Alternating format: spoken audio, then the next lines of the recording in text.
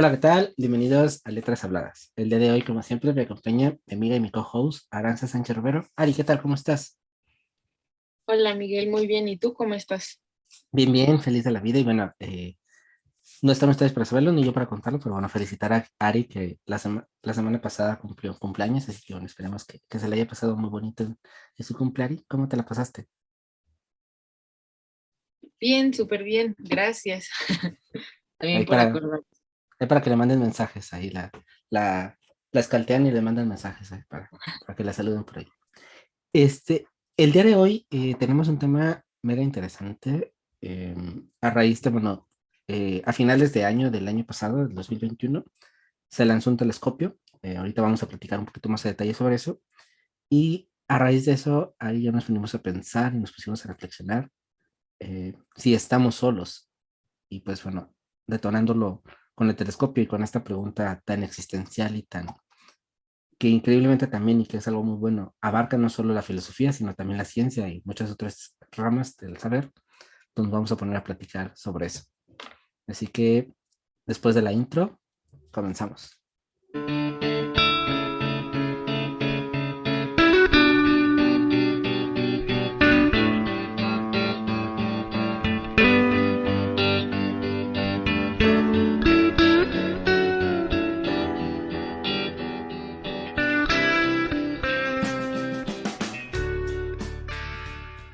Ari, pues bueno, platícanos un poquito de cómo se nos surge la idea del telescopio, no sé, ahí, cuéntanos un poco para empezar a calentar detalles. Bueno, de por sí como que en los últimos meses de diciembre como que nos empezamos a interesar como por meter estos temas. Entonces pues salió indudablemente una noticia que hablaba del James Webb, que es un telescopio que fue lanzado el 25 de diciembre del año pasado. Entonces pues llamaba mucho la atención porque muchos hablaban como de esta comparación del James Webb con el telescopio Hubble. Entonces Miguel propuso el tema y bueno, obviamente lo investigamos un poco y también iba de la línea, ¿no? De los temas que habíamos estado hablando últimamente en el podcast. Entonces, pues al final decidimos que iba a ser un buen tema, ¿no? Hablar un poco sobre qué es, o sea, como para qué fue destinado este telescopio y sobre todo, pues del impacto que se espera tener, ¿no? Y pues también de nosotros, ¿no? O sea, cómo nos va digamos, como el impacto que va a tener no solo a nivel tecnología o no solo a nivel ciencia, sino también el impacto que va a tener en nosotros como seres humanos. Bueno, antes de que se me pase, también queremos mandarle saludos a Gina. Un gran saludo a Gina, si nos está escuchando, pues gracias por estar siempre por acá. Y bueno, yo les voy a dar como que los datos técnicos del telescopio.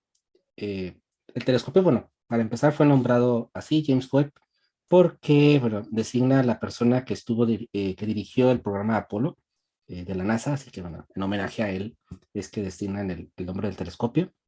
El telescopio, aunque se lanza en 2021, es una idea que viene desde muchos años atrás, desde 1989 concretamente, en donde el Instituto de Ciencias Espaciales y la NASA, un grupo de 30 astrónomos, se pusieron a pensar si había una posibilidad de lanzar un telescopio avanzado que pudiera captar la luz de una manera interesante. Recordemos, bueno, que bueno, los telescopios captan luz y esto es lo que nos permite analizar y ver pues, las estrellas y todo esto. Y llegaron a la conclusión, después de mucho pensarlo, en 1996 designan que sí es posible lanzar un telescopio con un espejo de unos 6.5 metros de diámetro, conformado por 8 paneles. Y estos espejos, este telescopio iba a ser capaz de detectar la luz infrarroja. Ahorita, bueno, Ari nos va a detallar un poquito sobre esa parte. Estos espejos están hechos de berilio, pero bañados en una pequeña capita de oro. El oro le permite, bueno, es un poquito más a nivel espacial, pues le permite como que durar más y ser más, también captar más luz. En 2002 se asignó el nombre que comentábamos y en 2004 inició su construcción. Estaba pensado para lanzarse en marzo del 2021, pero bueno, pandemia y todas estas cosas extrañas hicieron que, bueno, se fuera postergando tanto el lanzamiento hasta que eh, bueno, a finales de 2021 finalmente se lanzó, buscando, entre otras cosas, exoplanetas. Los exoplanetas, como en una forma muy simple de decirlas, son encontrar planetas en teoría similares a la Tierra en cuanto a composición, en cuanto a estructura, y que, bueno, potencialmente podrían albergar algún tipo de vida en base a carbón, a la vida como la conocemos actualmente. Pero bueno, ya después de estos datos tan técnicos, bueno, Ari nos va a explicar esto de la luz infrarroja y todas estas cosas, como para ahí empezar a detallar el por qué es tan interesante y tan trascendente, pues este lanzamiento. Bueno, una de las preguntas o de las grandes preguntas que se hicieron al anunciarse que iba a salir en noviembre, diciembre, porque todavía no se tenía la fecha exacta, pero noviembre, diciembre, este telescopio, se preguntó cuál iba a ser como la diferencia principal que iba a tener con el Hubble, ¿no? Que también como fue destinado para uno para investigar un poco acerca de los agujeros negros, pero también de las galaxias, etcétera. Y entonces lo que dicen o sea, las personas que trabajaron específicamente en este proyecto, que pues tiene como más de, me parece que como 13, 15 años, este, es que este nuevo telescopio detecta más a profundidad y con más certeza la luz infrarroja, ¿no? Que el Hubble lo hacía, pero en una menor medida. Y esto ocasionaba que, bueno, no pudiera tomar fotografías con mucha exactitud. Y también otra cosa que era súper importante era que pues digamos que se encontraba con un obstáculo el Hubble, ¿no? Que había estas nubes de polvo inmensas y llenas de rocas, entonces digamos que pasar de ahí no podía. Entonces este telescopio lo que dicen es, bueno, aparte de que tiene como más, o sea, como que está más protegido, que es más difícil que se dañen sus piezas, etcétera, esto puede también como consecuencia traer que se tenga mayor visibilidad, ¿no? Esto por una parte, ¿no? Y otra cosa que se decía era que pues esperaba que en realidad tanto el Hubble como el web tuvieran como un funcionamiento, o sea, que pudieran coexistir por lo menos un tiempo en el espacio, ¿no? Porque el web se estima que va a tener como, pues sí, como de 5 a 10 años de existencia, por así decirlo, y pues es más difícil que le puedan ir cambiando sus piezas o que lo puedan ir modificando como lo han hecho con el fútbol, ¿no? Que ya no es básicamente el mismo desde que salió en 1990, entonces, eh, pero pues en este sentido es más eficiente, ¿no? Es más eficiente porque se va a dar más información más exacta y bueno, también hay que contemplar que al igual que todos los telescopios que se están haciendo todos los años, eh, porque se están planeando, hay uno que ya está estimado para 2029, hay uno que está estimado para 2022, eh, pues cada uno está enfocado como a distintas cosas, ¿no? Pero al final creo que muchos de ellos, y es el caso del Hubble y del Webb, que están como destinados a ver si hay vida en, bueno, la búsqueda de los exoplanetas, entonces, pero pues sí hay diferencias radicales, ¿no? Sobre todo porque hay que contemplar que la tecnología con la que se hizo o con la que ha venido evolucionando es súper distinta, entonces pues también nos da como una idea de lo que nos queremos plantear como humanidad, ¿no? De lo que queremos saber en estos años y de las preguntas que queremos responder. Algo, algo interesante y poniéndonos más frikis también es que, bueno, el Hubble está técnicamente cerquita de la Tierra, o sea, no está, está en órbita y está muy cercano a la Tierra. Este telescopio, el Webb, va más allá, o sea, va más o menos como paralelo un poquito a la órbita de la Luna, cositas así, y de hecho va a tener su propia órbita y va a estar fijo hacia otro lado. Lo que va a permitir una cosa también es, bueno, que es su difícil acceso, no va a ser como que y es algo que tenía muy tenso a la NASA, por ejemplo, y a todos los científicos que lo hicieron, porque si no sale algo bien, o si se descompone, o si pasa algo ahí medio extraño, pues no va a ser como que ir a repararlo o ir a solucionarlo, sino simplemente, pues es una inversión que implica mucho esfuerzo, tanto económico como científico, y pues que obviamente implica, pues esta distancia también permite captar la luz de otra manera y está enfocado hacia ciertas áreas. ¿Por qué es importante esto de la luz? Y bueno, quizá cuando imaginamos o cuando nos ponemos a ver un telescopio en la Tierra, pues vemos cosas, ¿no? En el espacio, pero lo que debemos de recordar siempre es que lo que se ve no es en tiempo real y es importante descartarlo. Lo que tú estás viendo son imágenes de hace miles y miles de cientos de años. Obviamente, al llegar a algo más profundo, al poder ver una luz más lejana, se estima que más o menos va a ser como unos pocos cientos de miles de años luz después del Big Bang. Entonces, lo que va a tratar de hacer este telescopio es ver cómo se fue formando el espacio, cómo se fueron desarrollando todas las galaxias, como comenta Ari, Y en esta búsqueda, pues también captar, ¿no? Al poder ver más luz, al tener como que este espectro más amplio, poder detectar estos planetitas que potencialmente, pues bueno, de acuerdo a ciertas fórmulas y a ciertos, pues ahí, matemáticas que hacen los científicos, determinar qué tan parecido puede ser a la Tierra, bueno, porque te tienes que encontrar un área, es como una zona verde, un área ahí como muy privilegiada en donde se saca una fórmula en cuanto a qué tanto un planeta está lejos de su estrella, qué tanto está en una zona ni tan fría ni tan cálida como para permitir este tipo de vida, y es lo que le va a permitir hacer esto.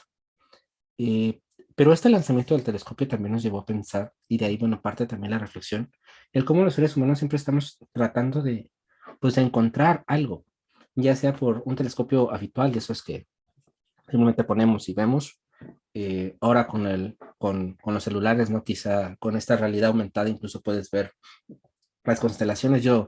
Eso siempre me ha sorprendido a mí. Yo nunca le encuentro forma a las constelaciones, a las estrellitas y cómo inventan ahí figuras humanas o figuras de cosas. Eso siempre me ha parecido súper, no sé, extraño. Yo nunca he encontrado nunca he encontrado los puntitos y los he unido de tal manera.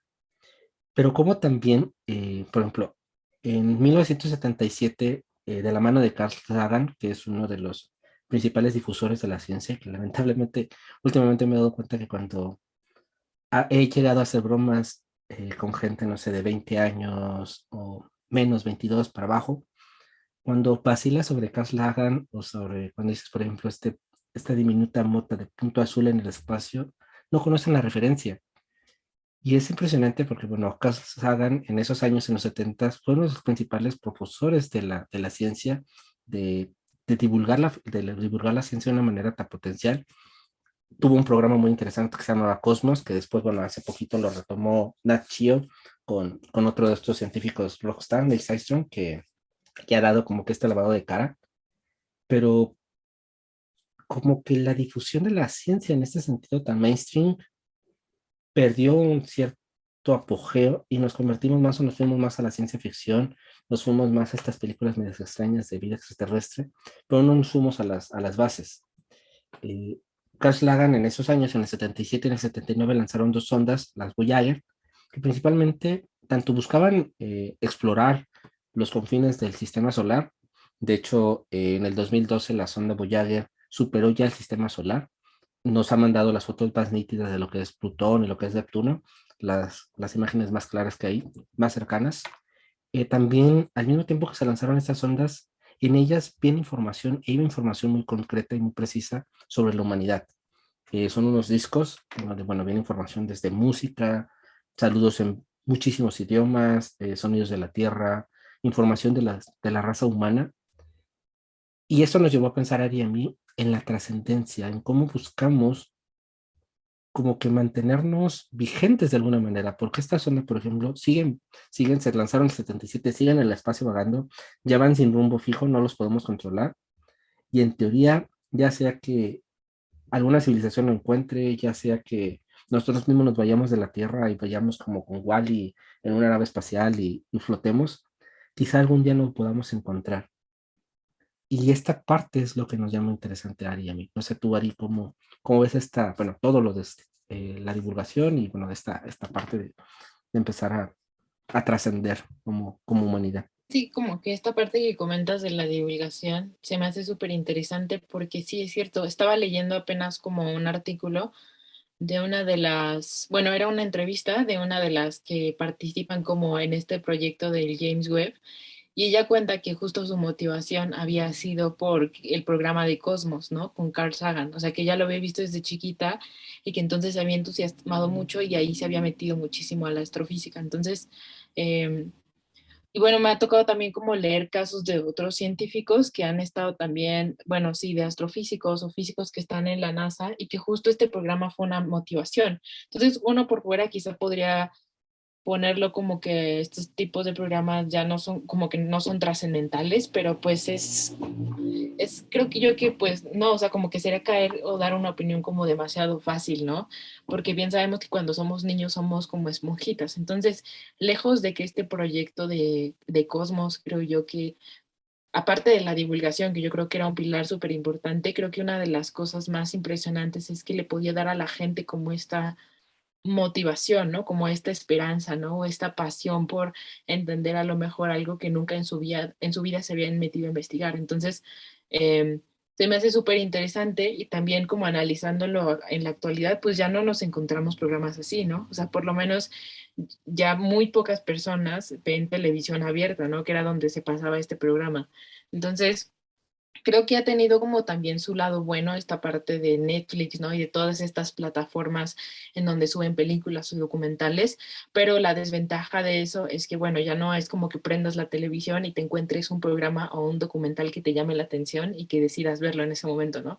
Sino más bien vas directo a la tele y ya sabes específicamente qué quieres ver. Y bueno, todos sabemos, como lo dije, ¿no? Las ventajas y desventajas de eso. Bueno, más bien todos tenemos en mente las ventajas de eso, pero quizás no nos ponemos como a investigar más como en las, o analizar un poquito más como las desventajas.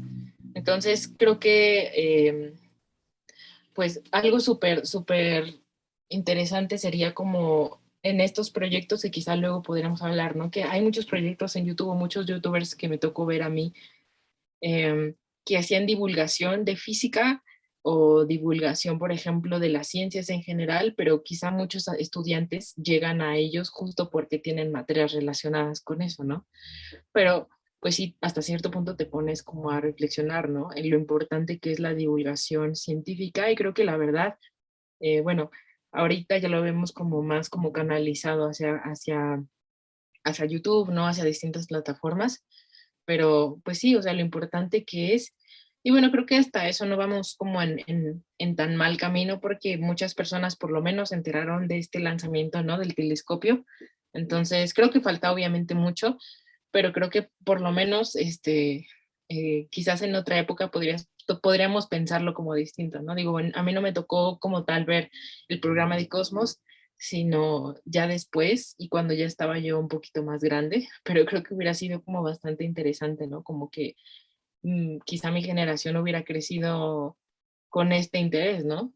Ahorita que hablas de la divulgación, y para que vean que no es nada nomás que nos estamos, tiene un porqué, es esta parte de la trascendencia, ¿no? Porque al final del día, el hacer divulgación de la ciencia en este caso, pero de cualquier rama, por ejemplo, puede entrar aquí la filosofía y lo que se hace con la divulgación de la filosofía y con lo que tratamos de hacer, de una manera es trascender, ¿no? Tratar de transmitir, de que no se queden esos conocimientos o esa información no se quede como que en un círculo muy elitista y logre irse hacia más personas. Es esa trascendencia de querer buscar, uno comunicar, que creo que es algo muy natural, muy del ser humano, el querer decir y el querer hablar.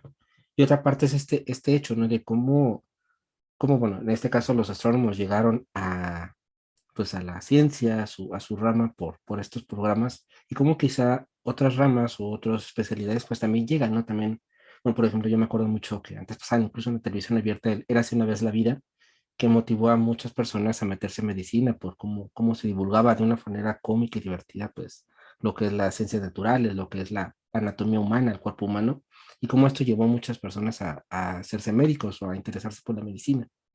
Y entonces en esta parte de la trascendencia, eh, creo que coincido mucho contigo en ese sentido de que si hay quizá mucho nicho de mercado y si buscas, no sé, sobre física, vas a encontrar canales de física, sobre filosofía, sobre política, X o Y, pero al no tener esta apertura que dices tú de televisión abierta o de estos canales en donde simplemente se transmite información, pues nos hace que si a ti te interesa saber algo, vas a ir ahí, pero no es como que llegue a ti. Y ahí coincido, ¿no? Creo que es muy peligroso porque se hace mucho de nicho y no te dan como que esta apertura a los niños, a los pequeñitos sobre todo, de poder descubrir que hay un universo muy enorme y variedades inmensas de conocimiento que pueden entrar. O sea, al final del día, pues un niño, pues quizá de pura casualidad vaya a encontrar algo en YouTube que se lo recomiende el algoritmo, pero si no es así, quizá nunca se va a enterar que existe la astrofísica o que existe la filosofía o que existen o las matemáticas, verlo un lado divertido, porque realmente no hay programas que traten como que de albergar, ¿no? Creo que en su momento lo hacía Sesame Street, por ejemplo, Plaza Sésamo, o estos programas en donde trataban como que de meterte al conocimiento y hacerte este abanico, esta mezcla media rara y lanzártelo para que generar ese morbo en los niños y poder como que conectar. De ahí y de esta parte del trascender, bueno, comentarles, bueno, esta parte de buscar, bueno, la trascendencia primero, creo que es más importante. No solo se ve en este hecho de, por ejemplo, lanzar cosas al espacio y esperar que alguien no lo encuentre o que alguien lo vea, o este típico mensaje en la botella que se lanzaba, o que es como que esta ilusión que se lanza un mensaje en la botella a ver quién lo encuentra, sino también las civilizaciones antiguas, ¿no? Al final del día, no sabemos para qué eran muchas cosas, por ejemplo, las pirámides o cosas así, pero al final del día es dejar una huella. Y creo que el hecho de descubrir que somos finitos, el hecho de ver morir o de saber que vamos a morir, nos hace como que esta parte nos condiciona este sentido de como que darle un sentido a la vida, como que decir, no solo puedo estar aquí por estar, sino que tengo que dejar algo, ¿no? Y existe el famoso dicho de que tienes que sembrar un árbol, escribir un libro y tener un hijo para como que dejar huella en la vida. Creo que viene de ahí, ¿no? Viene de esta parte de, como sé que voy a morir, si bien a lo mejor no voy a cambiar el mundo, pero quiero transmitir algo, quiero dejar algo. Pero no sé cómo tú ves esta parte del por qué buscamos dejar alguna huella, incluso de carbono, ¿no? Que estamos ahorita contaminando la tierra y dejamos huella de carbono, pero Creo que, y luego esto también como que lo decimos como mucho en filosofía, ¿no? O sea, que luego nos encontramos con que hay personas que de repente trabajan, ¿no? Que están alcanzando como todo aquello que habían querido y así súbitamente sienten que les falta algo, ¿no? Entonces como que ellos mismos se conflictúan porque dicen es que yo ya alcancé lo que dije que iba a alcanzar y siento, o sea, increíblemente estoy sintiendo como un vacío, ¿no? Entonces, eh, y muchos, o sea, como filósofos, digo, a lo largo de los siglos, como que se han hecho esta pregunta, algunos explícitamente, algunos implícitamente, pero han llegado justo a esta conclusión, que cuando haces algo solamente para ti, digamos que no genera algún impacto directo en otra persona, entonces te sientes insatisfecho. Y eh, creo que es muy cierto, ¿no? O sea, creo que cuando haces solo algo que te beneficia a ti, digamos, obviamente sientes satisfacción y obviamente te provoca placer, porque entonces no tendría ningún sentido que lo hicieras por sí solo, ¿no? Pero creo que también, y hay muchas, o sea, como que es interesante pensarlo de esta manera, ¿no? Que muchas personas buscan esta parte de la trascendencia porque también importa el otro, ¿no? Y porque también importa que lo que estás haciendo tiene un sentido, o sea, que le hayas un sentido no solo para ti, sino para otras personas, ¿no? Entonces, creo que eso es algo, o sea, que sí pasa y que muchas veces a lo mejor como que no hablamos tan explícitamente de esa parte, lo ponemos con el nombre de trascendencia, ¿no? O sea, pero en realidad no nos detenemos a pensar quizá por qué lo hacemos, ¿no? Pero creo que todos de alguna manera lo buscamos. Como lo dije, o sea, creo que al final esto se complementa un poco con las actividades que haces solo para ti y que solo te provocan placer a ti, pero también creo que es súper importante como que eso que tú estés haciendo, una vez que ya te satisfaga y una vez que lo hayas llevado como a su plenitud, puedes sentirte como mucho más desarrollado, mucho más pleno, mucho más feliz cuando te das cuenta que no solo tiene un impacto para ti, ¿no? Sino para otras personas. Entonces creo que esto es a lo que está ligado como ese sentido, esta búsqueda de la trascendentalidad, ¿no? creo que al final del día, pues lo hemos visto y lo estamos viendo más, creo que fuertemente, ¿no? Cómo, cómo necesitamos darnos al otro, dar al otro algo. Al final del día, como dices, creo que el generarte placer, como que te genera vacío, o sea, tarde o temprano te quedas como que hueco y necesitas llegar, ¿no? Y creo que a nivel ya, bueno, ya a nivel humanidad, como en este caso con las ondas, creo que también es ese sentido de decir estoy aquí, ¿no? Muchas veces, y quizá lo podemos ver en los niños pequeños, en los bebés, llaman la atención, ¿no? Un niño pequeño quiere llamar la atención de sus papás, quiere llamar la atención de las personas para saber que existen. Creo que aquí podemos incluso hablar desde el plano existencial, ¿no? El lanzar esta sonda, el demostrarnos que podemos ser capaces de mandar un mensaje que, pues yo no sé si yo lo encontrara ese plato con esas instrucciones que vienen, se supone que soy especie humana y soy inteligente, pero no sé si lo pudiera interpretar tal cual porque trae unas instrucciones para armar como un tocadiscos o cosas así para permitirte interpretar esos mensajes.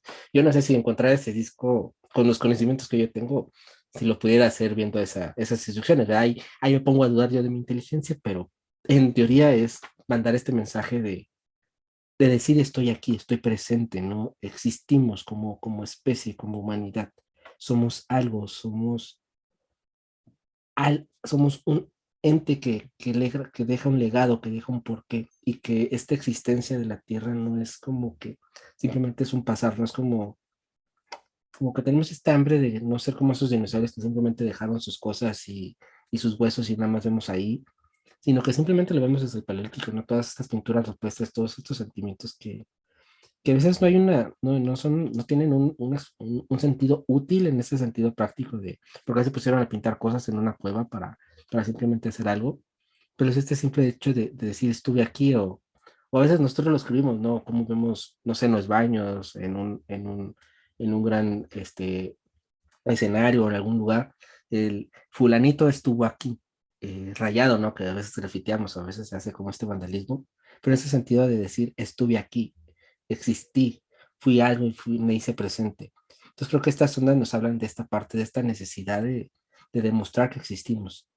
Pero al mismo tiempo, en esta necesidad de existencia, bueno, queremos plantear primero dos cosas. Anaximandro, hace muchísimos años, empezó a pensar esta idea de cómo eh, podía haber muchos mundos. Desde ahí viene la idea de que no estamos solos, es esta parte de que no nos imaginamos o no nos imaginaba él como una sola especie, sino que había algo más allá. Después, bueno, ya matemáticos, un astrónomo llamado Frank Drake en 1969 hizo una fórmula ahí medio extraña, muy extensa, pero en resumen, por medio de una serie de probabilidades, él dice que hay entre 1.000 y de 100.000 millones de posibilidades de que existan más vidas en otros lugares. Em, ¿Por qué? Bueno, porque bueno, es como extraño en esta parte de decir que somos únicos. Y es algo que muchos científicos concuerdan, ¿no? En cómo esta parte de simplemente no sabemos cuándo lo vamos a encontrar, sino que suponemos que sí hay, porque es como muy extraño pensar que solo somos un suceso extraordinario en una inmensidad tan grande que hay, ¿no? Hay muchísimas galaxias, hay muchísimos planetas, y como que sentir este ego de que somos únicos, y aquí lanzo una pregunta y medio polémica, es como este ego de lo que tienen mucho las religiones, ¿no? Que parten mucho las religiones tradicionales, que es eres la joya de la creación, eres la criatura más perfecta, eres imagen y semejanza y por tal, solo eres único como especie. Y no sé si esta parte de ego también puede calar un poco en esta lucha de si estamos solos o no, porque si hubiera otros seres inteligentes iguales a nosotros o con características similares, ya no seríamos únicos. No sé tú cómo lo planteas. Pues no sé, o sea, yo en un principio pienso que como este esfuerzo por parte de, o sea, digamos, por parte de nosotros de tratar de buscar esa vida fuera de los dos, bueno, del planeta Tierra, ¿no? Y comunicarnos con ellos, a mí se me hace como algo inverso, ¿no? O sea, como justo totalmente lo opuesto como a este ego, ¿no? Porque no sabemos como seres que no somos los únicos, ¿no? O por lo menos así lo piensan o lo pensamos, ¿no? Ahora, eso por una parte, pero yo creo que ya es otra cosa una vez que estemos frente a frente, ¿no? Quién sabe, dependiendo de nuestra reacción ya podríamos decir nosotros si venía desde el ego o no venía desde el ego, pero creo que de entrada esta búsqueda no viene desde ahí, porque, o sea, porque justo no sabemos como no somos seres especiales, o sea, como que al contrario sabemos que, o sea, que es muy probable que haya otros seres allá afuera. Entonces, bueno, o sea, yo lo pensaba como más en este sentido, pero no sé qué piensas tú de eso. Pues yo acá es como, no sé si sería como pensando en esta parte de querer demostrar que somos, que sigo siendo el reino, o sea, seguimos siendo, quizá buscamos con la esperanza, aunque nuestras alucinaciones es eso, nuestra ficción es que son, incluso siempre los imaginamos más inteligentes o más avanzados o más tech. Quizá tenemos muy dentro la ilusión de que vamos a encontrar como esos cavernícolas, donde vamos a decir, es que entonces nuestro planeta Tierra es superior y en este plan de conquista, porque creo que no sé qué tanto a veces esta búsqueda espacial va más en este plano de conquista que de exploración, porque de ahí, bueno, podemos hacer este paralelismo con todas las civilizaciones humanas que han existido, eh, que siempre han salido al mar o han buscado otras especies y siempre en plan explorativo, pero ya llegando a conquistar, a imponerse, a demostrar que son más y sí, a simplemente a, a invadir, tal cual. O sea, mucho ahorita de la búsqueda que hay de estos exoplanetas es buscando esta alternativa de que si nos acabamos la Tierra, vayamos a otro lugar a albergarnos, escapemos en un arca de nave espacial y lleguemos a otro lugar a conquistarlo. Marte simplemente, en Marte llegamos y se está buscando incluso adecuar a la atmósfera y todo, termoformar de alguna manera el planeta para llegar ahí, en lugar de tratar de adaptarnos nosotros. Creo que estamos buscando siempre esta búsqueda de conquistar y de apropiarnos de las cosas. No sé, ¿tú cómo ves esa parte? Sí, creo que, o sea, al final creo que puede ser un poco cierto, ¿no? O sea, incluso si le preguntaras o le dieras la opción como a estos científicos, o incluso en general a la humanidad, de qué preferirían, ¿no? De encontrar una especie como mayormente, o sea, evolucionada en todos los sentidos, o todo lo contrario, yo creo que mucha gente optaría por esta segunda parte, ¿no? Por encontrar seres que quizás están evolucionados, pero no al nivel que nosotros nos concebimos, ¿no? Y por una razón como muy sencilla, que creo que ante alguien que, o sea, nosotros veámoslo, trasladémoslo como a un nivel más cotidiano, nos sentimos amenazados y creemos que alguien es más inteligente que nosotros, o si creemos que alguien tiene más fuerza que nosotros, o no sé, o sea, como que es mejor en algo siempre, o la mayoría tiende a sentirse amenazado. Entonces creo que sí, o sea, obviamente, eh, por eso también un poquito era pensando en esto, ¿no? O sea, nosotros por fuera decimos que quizás no, que quizás, que no, que somos muy conscientes de que quizás hay vida, no terrestre y que nosotros no somos los únicos en el universo, pero bueno, otra cosa es cuando ya nos enfrentemos cara a cara con esto, cuál sería como esa reacción, ¿no? Y probablemente pues a lo mejor no haya como una apertura totalmente. Y ahora que hablas de este cara a cara, viene la pregunta del millón. ¿Lo buscamos? ¿Se anhela? ¿Se ansía? ¿Se explora? ¿Se lanzan sondas? ¿Se mandan mensajes? ¿Los vemos y alucinamos, ¿no? Las personas, estos ovnis y cosas extrañas. Pero al final del día, ¿qué crees que sucedería si de repente, como esta película de Marcianos, que es una película medio extrafalaria, llegara una nave y de repente saliera un ser antropomorfo de alguna manera, similar a nosotros, diferente piel, lo que sea, pero que fuera en ese sentido un ser que viéramos que es consciente de su existencia y que llega con nosotros? ¿Cómo lo enfrentaríamos? ¿Cómo sería este encuentro con estos seres extraterrestres? Yo creo que entraríamos en pánico, porque pues de por sí, o sea, como que entramos en pánico ante lo que nos es desconocido y en realidad resulta ser algo que nos es muy familiar.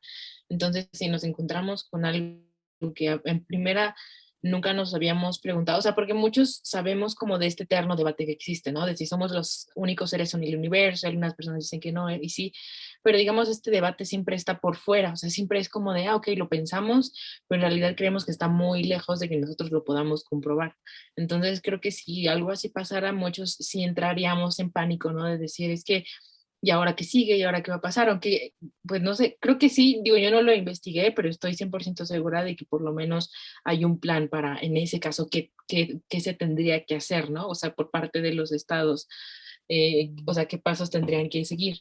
Yo creo que sí lo hay, pero creo que de entrada, pues sí sería, o sea, por muy estratégicos que fuéramos, por más que ya tuviéramos como un plan hecho, creo que sí entraríamos en pánico, ¿no? Porque igual surgen muchas preguntas, ¿no? ¿Qué va a pasar con estos, o sea, con ellos? O sea, ¿qué quieren de nosotros? ¿Nos podremos comunicar con ellos? ¿Son más inteligentes que nosotros? O sea, surgirían como muchas preguntas y pues realmente no sabemos si podremos contestarlas. ¿Pero tú qué piensas? ¿Cuál sería nuestra reacción? Yo de eso el plan o sea, probablemente sí existe algo, pero luego me pongo a pensar, por ejemplo, si siempre, pues, supuestamente siempre se hablaba de planes, para pandemias y planes para cosas extrañas, y resulta que en 2019 un bicho nos partió el eje a todos y desastró la humanidad.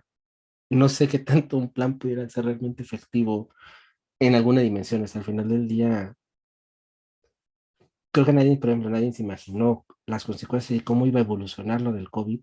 eh, por mucha la estrategia que hubiera de la OMS y de estos estados grandes y poderosos, menos de los pequeños, no sé también qué tanto un plan un teórico plan que hubiera, que existiera ya, también podría realmente abarcar toda la dimensión de lo que implica, porque lo comentábamos creo, en el episodio pasado, creo que una situación así, primero, sembraría, creo que sería estos puntos de inflexiones del conocimiento humano, como cuando se descubrió que, bueno, América o que Cristóbal Colón había descubierto, cuando se supo que había descubierto otro continente y que no había llegado a las Indias, cuando dijimos que cuando se supo, cuando se aceptó que la Tierra giraba alrededor del Sol y que no era todo lo contrario, creo que estos puntos de inflexión sería un punto de inflexión fuertísimo, o sea, sería, no sé, algo que cambiaría la historia de la humanidad como tal, más incluso que la pandemia, o sea, porque serían estas cosas que, de esos conocimientos que llegan para no dar una vuelta atrás.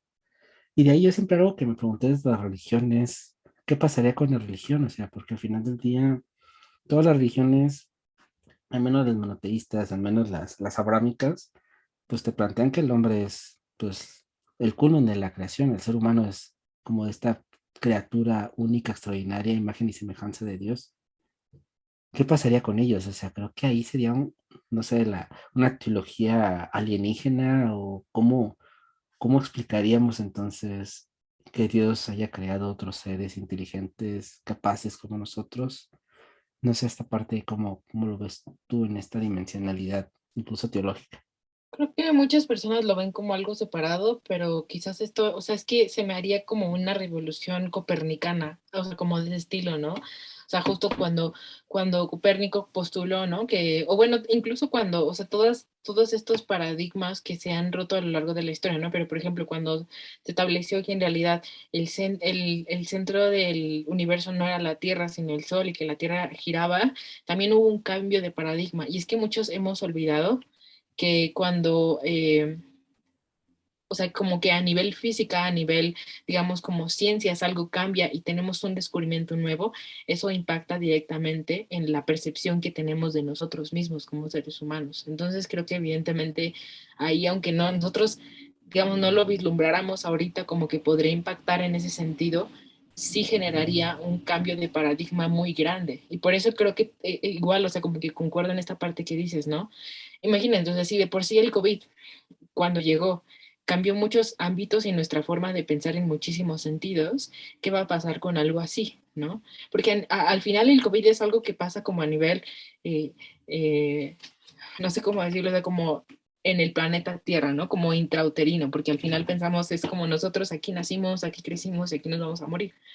Pero qué pasa con esa vida que nosotros ni siquiera nos imaginamos y que pues nosotros no estamos exentos como humanidad de repente encontrar este, o bueno, eh, tener estos datos, tener esta información que de repente no salgan en las noticias y que digan, se descubre o por ejemplo llegan seres que no pertenecen al planeta Tierra, ¿no? Entonces creo que sí generaría como un shock, ¿no? También a nivel intelectual, a nivel emocional. Y pues sí, o sea, para ese tipo de cosas, o sea, para esos ámbitos, creo que, como lo dices, o sea, podemos quizá tener una estrategia o así, pero ya vimos que, por ejemplo, tan solo con el COVID fue una cosa totalmente distinta. Supuestamente nosotros ya sabíamos desde hace años que algo así iba a pasar y en el momento en el que llegó, pues ya vimos los resultados, ¿no? Entonces, aunque hay una estrategia, aunque haya un plan, creo que nadie está preparado así como a nivel emocional, a nivel intelectual, a nivel ideológico incluso, ¿no? Que también supondría como un tambaleo para muchos en cuanto a sus creencias. Y creo que filosóficamente también, o sea, ahorita que hablas de la parte intelectual, o sea, filosóficamente también sembraría, ¿no? Porque al final del día, nuestra existencia creo que también trastabillaría de muchas maneras. Bueno, de hecho están monoposturos que dicen que de hecho realmente somos extraterrestres, ¿no? Que la vida, que algún asteroide o algo impactó y que fue lo que generó vida acá, y que no nació propiamente en la Tierra la vida, pero a nivel de existir, de nuestra conciencia como tal, creo que nos definiríamos diferentes, ¿no? Una, y creo que sería lo más interesante, creo que sería esta parte de entendernos, ahora sí, de realmente desprendernos del ego, ¿no? Del ego como seres humanos. Porque ahora sí, aunque lo decimos, aunque se repite que el ego, lo que sea, creo que aquí ya realmente desimbraría el hecho de que no eres tan especial como creemos que lo somos, ¿no?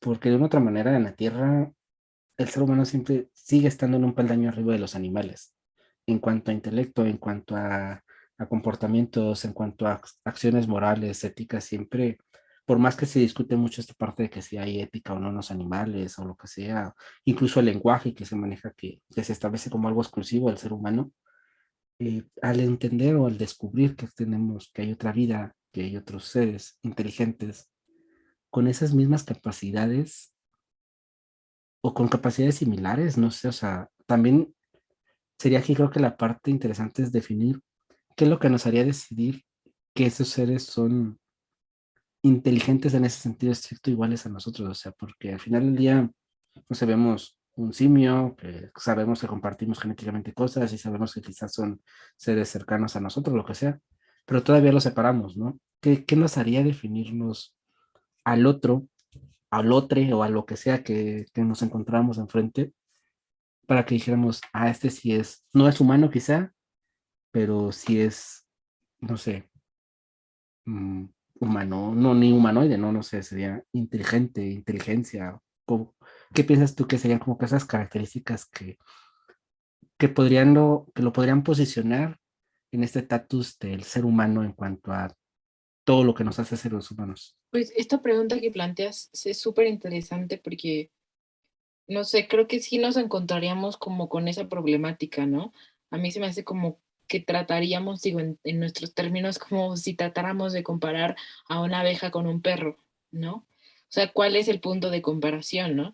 Entonces ahí creo que en muchos sentidos, digo, intelectualmente nos veríamos sobrepasados. Entonces, quizá lo más útil sería como digo, a menos que veamos como características muy obvias, o sea, de que se parezcan mucho a nosotros y que nuestra forma de pensar sea como es muy similar, categorizarlos como seres humanos, pero yo entraría quizá, o sea, de entrada quizás no estaría como tan eh, segura de que la mejor forma de tratar de entenderlos sería desde una perspectiva, digamos, humana, o sea, como categorizarlos como seres humanos, o sea, como de son o si no son, porque creo que eso de entrada como que nos limitaría un poco. Entonces, quizá lo más útil sería como le hacen los seres humanos para entender las cosas y no entienden, ¿no? Empezar por lo que no son. Entonces, decir, ok, tienen esto que nosotros tenemos, no. O sea, o no sé, como se conciben de esta manera como nosotros, no. Entonces empezar como por esas cosas que, o sea, empezar a entenderlos de forma indirecta, por así decirlo. Creo que sería la forma más interesante, porque igual como tú decías, ¿no? O sea, igual sería como el punto de comparación, ¿no? O sea, quién tiene la razón y quién no la tiene, ¿no? Entonces creo que esa sería como la primer dificultad con la que nosotros nos toparíamos, ¿no? Pero como lo dije, o sea, al final creo que sería comparar dos cosas completamente distintas. Entonces, lo primero que nos daremos cuenta es eso, ¿no? No hay punto de comparación porque son dos cosas diametralmente opuestas.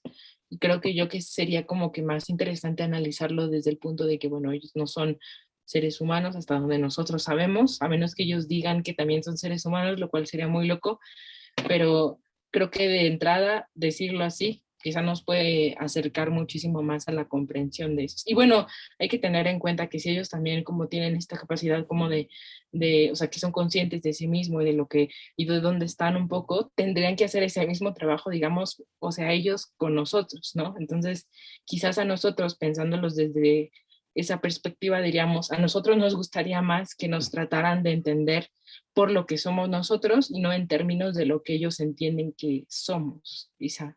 Creo que, bueno, yo igual, yo creo que también me pondría cartesiano y sería como que si comparten este cogito ergo sum, si son conscientes de ellos, los colocarían en este plano diferente a lo animal. Ya quizás, o sea, no en esta categoría, como dices, de no pueden en el peldaño de humanos, porque obviamente, pues no podemos entender a otra especie, o no podemos intentarlos de que como que engradarnos nosotros, o todos meterlos como que en el mismo saco, pero el que el ser sea consciente de sí, sepa quién es, o qué es, sepa dónde está, y sepa incluso quizás lo que quiere, ¿no? De una otra manera, este como que esta dimensionalidad lo haría diferente a un animal, o sea, y creo que esto realmente nos podría decir que es un ser inteligente, es un ser consciente de, y creo que también la comunicación, ¿no? Esta parte donde no solo sea un ruido, no solo sea algo ahí como que azaroso, sino realmente sea un deseo innato que tenga la criatura de comunicar algo, de expresarse y de poder también manifestar sus sentimientos, o sea, en ese sentido de, o lo que expresa en ese momento, o sea, me siento enojado, estoy feliz, quiero matarte, quiero conquistarte, quiero entablar un lazo extragaláctico de alianza o lo que sea, pero creo que en el sentido de poder decir, de poder expresarte, que es lo que, por ejemplo, un animal, pues se queja, pero no expresa dolor, o sea, expresa su dolor y es un eco de lo que siente, pero no lo expresa conscientemente, no te lo puede definir como tal. Entonces creo que esta parte nos haría poderlos ubicar como estos seres ajenos a nosotros, pero quizá en estos mismos balance de derechos, de igualdad, de respeto, de tolerancia, en esta categoría que creo que sería interesante, ¿no? Porque al final del día, pues obviamente redefiniría pues la clase animal a donde todos pertenecemos, ¿no? Porque obviamente los incluiríamos en este campo de estudio, pero sí de ahí viene otro planteamiento, ¿no? ¿Cómo poderlos abordar? Hay sin fin de películas de ciencia ficción que abordan, pues, que nos puedan conquistar o que puedan llegar a una situación de paz, en cómo actuaríamos nosotros. Pero yo me pongo a pensar, creo que una, las naciones poderosas tratarían de como monopolizar el evento y tratar de ser ellos el porqué.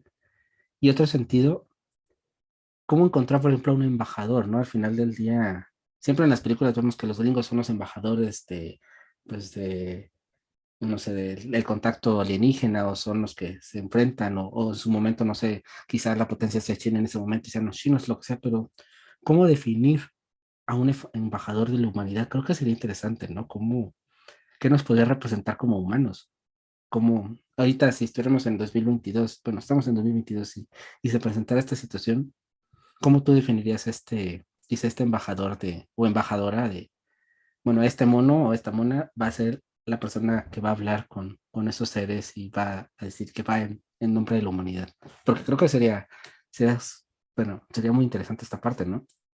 Ahorita que dices esto, me imaginaba como de esas, o sea, como la típica película de Hollywood que seguramente pondrían al presidente de los Estados Unidos como al frente de esto, ¿no?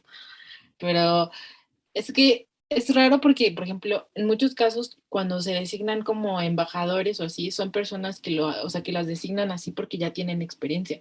Y aquí sería súper extraño porque nadie tiene experiencia con interactuar, pues, como en ese tipo de situaciones, ¿no? Entonces, quizás, eh,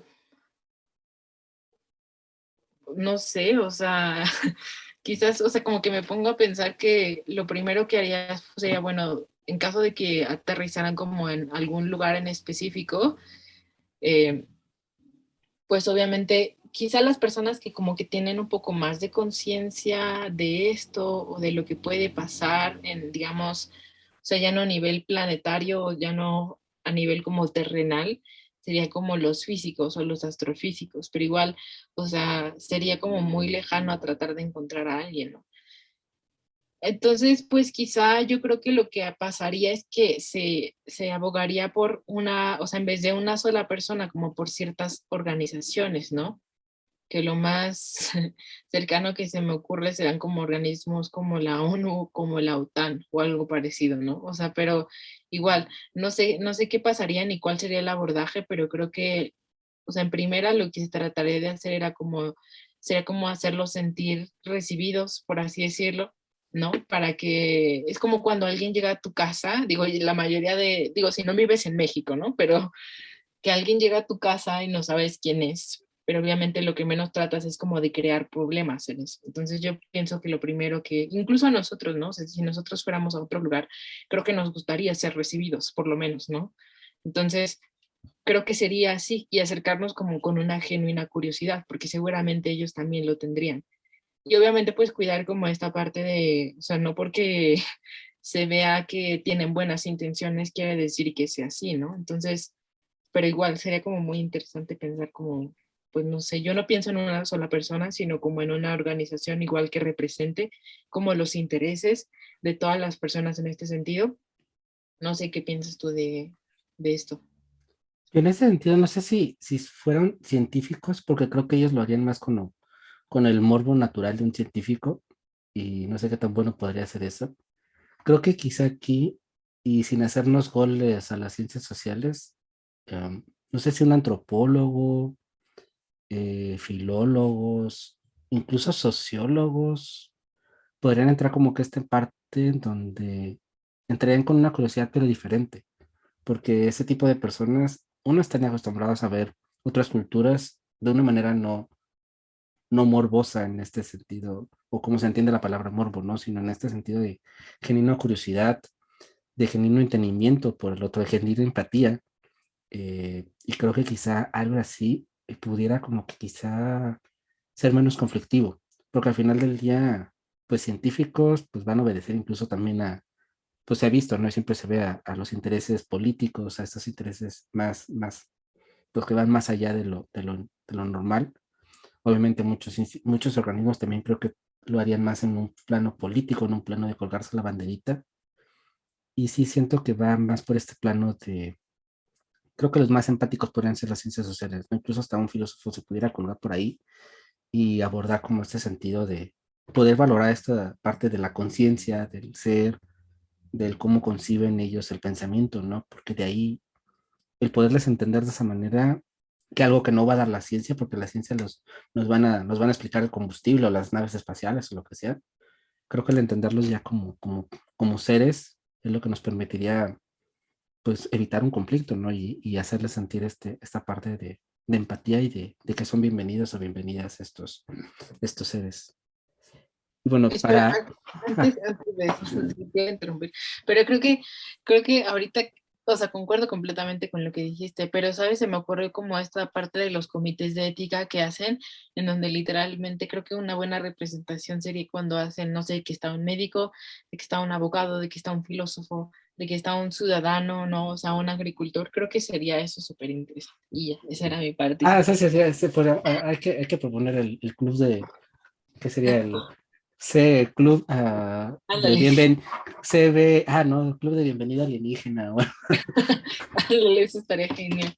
Sí, creo que sí, sí, concuerdo, o sea, creo que esta parte de juntar como que personas, pero en esta onda más, digo, no sé si yo la ciencia la metería tal cual, como en un primer momento, en un primer contacto, Ujú, sino más la parte humana, ¿no? ujú, Porque creo que al final del día, al conflictuarnos precisamente con el ser humano, porque eso nos conflictaría, como dijiste tú, en la parte de qué somos, porque incluso nuestra humanidad podría verse fragmentada en cuanto a entendimiento, ujú. porque ya nos compararíamos y ya cuando nos comparamos, ya las cosas no son tan interesantes, siempre el compararse suele traer malos resultados a nivel emocionales, a nivel, pues, internos. Entonces creo que partiendo de los que estudian a los humanos, creo que por ahí podríamos como que tratar de evitar esta parte, ¿no? Este sentimiento. Y bueno, ya para ahora sí terminar y para dejarnos un poquito emocionados con estas cosas espaciales, porque iniciamos el 2022 con asuntos espaciales, vamos a platicar de una película en la semana que viene, muy ambivalente. Yo le compartí a Ari que, bueno, no les voy a spoilear mi comentario, pero al final del día ha sido una película que ha generado cosas a favor, cosas en contra, ha generado pues ha polarizado opiniones y por eso, porque es un tema polarizante y porque es un tema espacial también y porque quisimos como que ligarlo al espacio, vamos a hablar de cuál es nuestro siguiente temario. Vamos a analizar una película que seguro ustedes ya la han visto, como dijo Miguel, o sea, ha generado como muchas opiniones contrapuestas y ha tenido un boom impresionante. Por lo menos yo he visto una cantidad de personas que la han analizado, o sea, como de marketing, cuestiones de ese tipo. Seguramente ustedes también, pero es la película Don't Look Up o No mires arriba. Que pues, o sea, como lo dije, no está en Netflix para quien no la ha visto, entonces sería bueno, una buena oportunidad para que la pudieran ver ahorita. Tiene, lo también interesante es que hay muchas personas, o sea, muchos actores reconocidos que salen, entonces, pues, los dejamos nada más con eso, ¿no? Que la revisen y que la vean. Sí, tiene medio Hollywood, tiene medio Hollywood ahí. Sí, literal. Entonces, está interesante ahí que la dejamos así. Ha generado mucho boom. Como en su momento creo que el juego del calamar, esta película hizo como que lo suyo, pero a nivel película.